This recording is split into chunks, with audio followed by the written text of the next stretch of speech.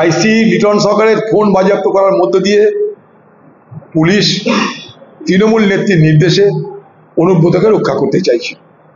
এখানে কোনো ভুল নেই। এক, ফোনের কথা বাইরে গেল কি করে সেটা তদন্ত হচ্ছে। কেন ফোন করলো, কেন গালাগালি দিল, তা তদন্ত পুলিশ করছে না। বড় মুশকিল ব্যাপার।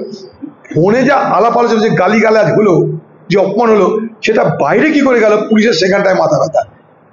কিন্তু কেন এটা করা হলো তা নিয়ে পুলিশের মাথা ব্যথা নাই। এরপরে এই আইসিকে না কেসটাকে নিয়ে ক্ষমা চেয়ে বলতে হয় সেই অপরাধী। সেই আইসিকে দেখুন এরপরে কোনো শাস্তির খেলা নেমে আসে কিনা। কারণ তাকে ষড়যন্ত্রকারী প্রমাণ করতে হবে, এবং তাকে প্রমাণ করতে হবে সে তৃণমূলের শত্রু। দুটো প্রমাণ করতে হবে, তবে না মার্কেটে খাবে।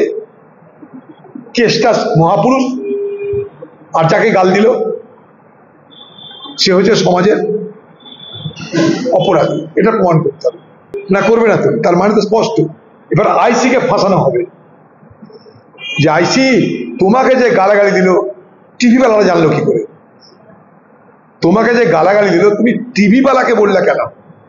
গালাগালি খেলে খাও, লাজ্জুতো খাও।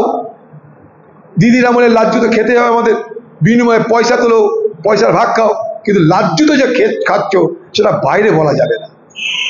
এই হচ্ছে অঘোষিত এ বাংলার আইন। বাংলা টুডে নাও।